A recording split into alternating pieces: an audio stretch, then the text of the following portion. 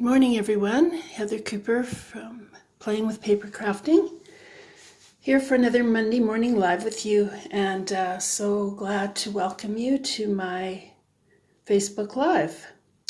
This morning we're going to take a look at a really fun suite called Hand Penned, and it's one that kind of skipped my notice at first. I think maybe because it was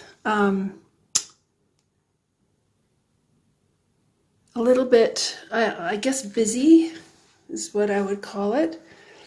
But when I looked at all the elements and started to play with them and put them together, I was really pleased with how it turned out. Okay, so this is the card that we're going to put together today. It has a couple of pieces of the hand-penned designer series paper, 12 by 12. So this is actually the same double-sided page, just this different sides of it. So this is one side, that's the other. And we're going to be using that for our card. This is from the dies that go with the bundle. All right, so this is the hand-penned petals stamp set, and these are the images. They're like kind of sketchy and artsy, and then these are the dies, and this is, I think the dies are my favorite part of this suite, because you can do quite a lot with them. So this die actually fits in the slots of this die so that you can cut out two different colors. Like you can cut out an outline here and then insert a different color in them without having to cut two of these out, which is really brilliant in my estimation. Anyway, I did a quick card, so this one is not too involved, so it won't take us too long to go through with this today. So we'll just get started. Okay, so we're starting with the Mango Melody card base, and I kind of struggled to find the right color for the card base. Might have done Pale Papaya if I tried it again, except the color on the DSP background didn't seem to quite fit with Pale Papaya, so I went with the Mango Melody, but I might try a different yellow next time. It's a little bit too bright for my liking. Okay, so as you can see, this is the same color as the panel that we're going to attach onto it afterwards. But then we're going to just glue this one down. I'm going to use my Tombow for this.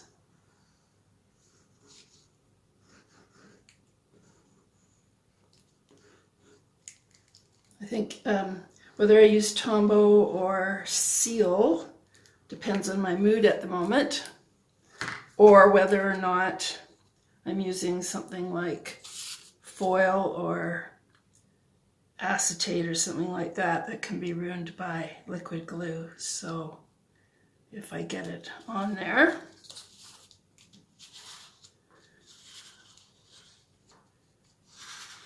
the liquid glue is definitely your most economical if you're looking for economy.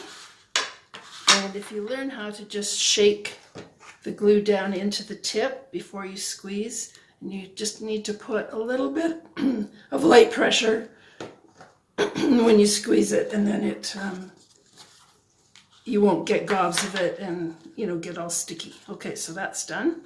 And we're going to take this little it's not a square, it's 3.5 this way, 3.25 by this way, and I cut a backing for it.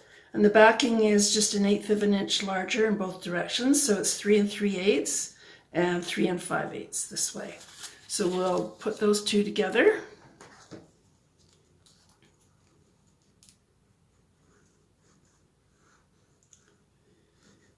And what's neat is that the designs on both sides of the DSP definitely go together, so they coordinate.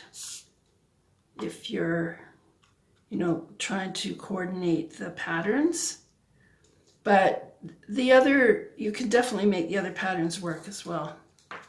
But you can be sure that the alternate sides work together. Okay, and now what we're going to do is we're going to glue this panel down on the card right about there. All right, I'll use, this is Mint Macaron.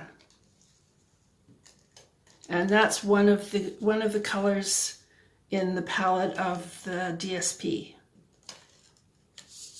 And what's really neat I don't know if you've noticed in the catalog, but for each suite of DSP, they list what the palette of colors is for it. So you don't have to guess, you can just go right to the catalog and have a look, and it's also on the back of the package. Okay, so that's sort of the basic there. Now this tag is from a set of dies called TaylorMade tags, and they have some plain tags, a set of descending sizes of plain tags, and then some that are a little bit more fancy. I think there's about 4 tags in each set. So we've got this, and what we're going to do is stamp the sentiment on it, and we want to stamp the sentiment in the bottom left-hand corner. Okay, we're going to use Misty Moonlight, which again is one of the palette colors of the DSP. I haven't used this much. It looks like it's a brand new pad, never been touched, but I guess I just don't use Misty Moonlight a lot. Some people just love it. It's not that I don't like it, I just maybe never think to use it. I probably go for Night of Navy before I use this. Okay, so there's that.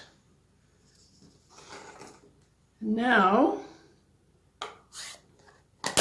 what I need to do, well, let's say this first. I've pre-cut some of the shimmer vellum in Pale Papaya, because the shimmer vellum comes in all the new in colors. So Pale Papaya, and in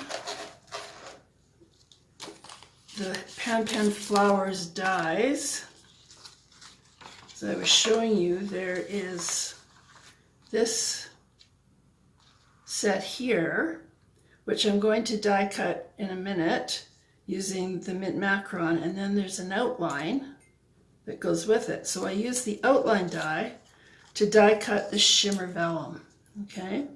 I don't know if you can see on camera how shimmery it is, but we're going to use that as a backing for the Mint Macaron die cut that I'm going to do right now. So I'll just put that back. And I'm going to use my mini Stampin' Cut and Emboss machine here and take that for a ride, see how it does on camera. Because it's so nice and cute and little, fits the on-camera thing a little bit better. So this basically has the very same like platforms and cutting pads, etc., that the regular Stampin' Cut and Emboss machine has.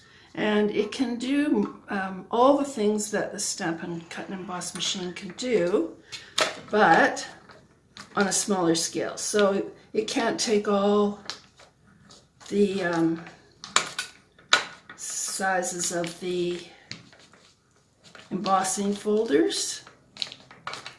There we go. Let's see how that did. Yep, looks like it cut through. Let's test it out here. Yep, cut right through that.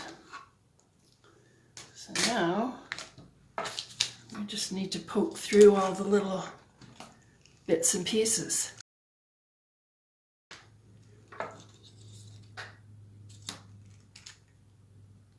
Switch around. Take your pick tool here and we'll just get rid of all the little bits and pieces. So they all come out. This is such a nice little cut and emboss machine to take like along on vacations, because look, you just fold up the sides.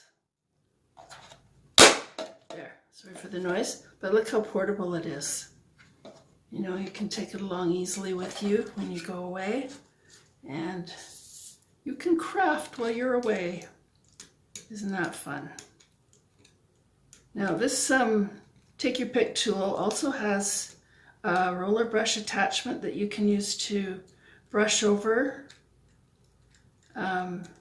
your die cuts when you've done them. I just did not bring that up with me right now.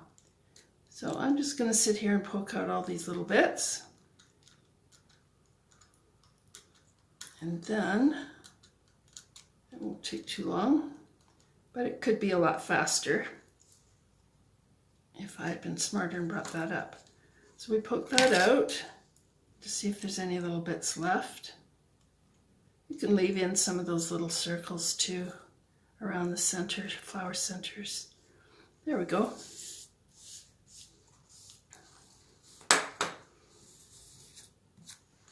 Okay.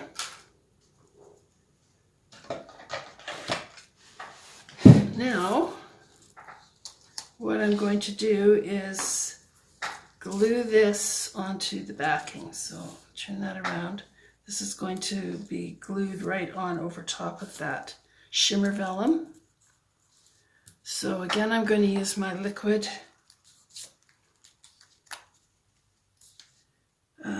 multi-purpose liquid glue, my Tombow, and I'm just going to add tiny dots wherever I've got a sort of a wide enough area. And if I don't have a wide enough area in certain parts where I feel like I still need to have a glue presence in order for it to stay sticking down properly, I will try to just add a very small dot.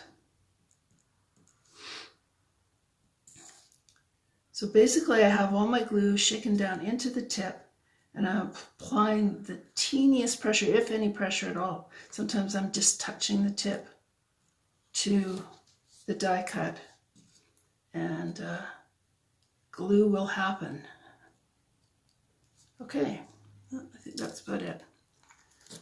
Okay, and I could use my fingers, but I think I'm going to use my tweezers, because it's great if you can position it in the right spot the first time. That way you don't get glue smears happening. Okay, so there's the attachment that's going to go on here. And now we just need to attach this shimmer vellum. Now this is a little easier to attach. You could use seal quite easily on the back here because it's not completely transparent. I'm going to use my vellum tape runner, which is, I think I talked about in my newsletter. You can get these on Amazon. Okay, but you could use seal, you could use a little bit of glue. It's not going to show through because of the lack of transparency of that shimmer vellum. Okay, so there it's on the tag. And now what we're going to do is make a little bow. So I've got, let's see, it's about 13 inches. Anywhere from 12 to 15 inches depending on your dexterity in telling bows. And I'm going to just fold it in half and then just pinch that end to make a point. And I'm going to pass that through the little hole there. It's not all going to go through, but I can get enough of it so that I can pull it through. Then I've got a loop there, and I'm going to pass the ends through the loop and gently, because I don't want to break the end there, and I usually tighten the strings one at a time because it tightens better that way. Got a lump there. Let's try that again. There. Okay, so now what I'm going to do is I'm going to tie a single knot here, basically like I'm going to tie my shoes, and then I'm going to make a bow. I'll do it this way, because that's the way the ribbon wants to go. I'm going to go with it.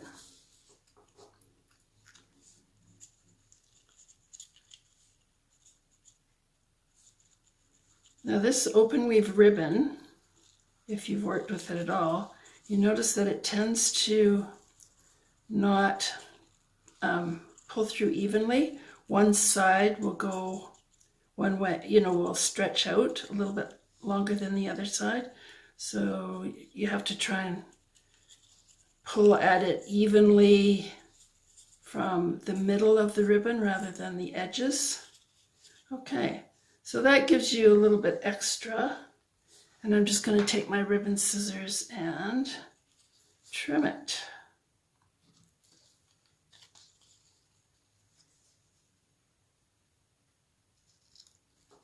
Okay, all right, so now we want to add it to our card base, and we're going to use dimensionals for that, but this end needs a little extra boost because otherwise it's going to go on a little bit crooked.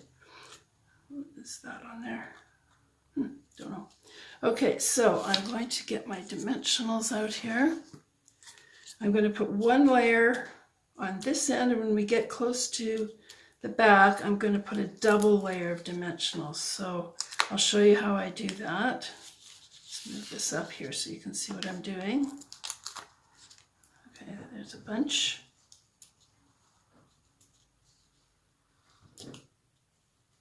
My cat wants in, but she's just going to have to wait. She knows I'm doing a video.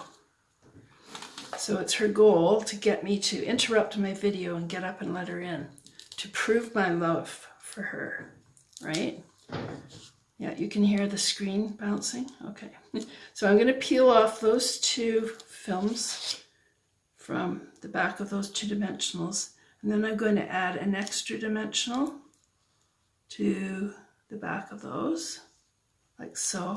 Just going to press them down really hard to decrease that height just a little bit. I don't think that makes much difference, but, and then I'm going to remove all the films. If you have no nails and it's hard to get them off, press them in the middle, and then it'll lift up the the film of the dimensional on the edge, and that makes it easy to get them off. Okay, well, there's all the extras, and now all we have to do is to add our little tag there and straighten out our bow. And that is our card with the hand-penned suite. So you can easily make quite fancy looking cards with this hand-penned suite, and it doesn't take a lot of effort. It's pretty easy to get a nice looking result. So not something that you have to have a lot of skill to do. Okay, and that is all I've got for you today. I'll be back again next Monday with another Facebook Live. Thanks everybody for tuning in.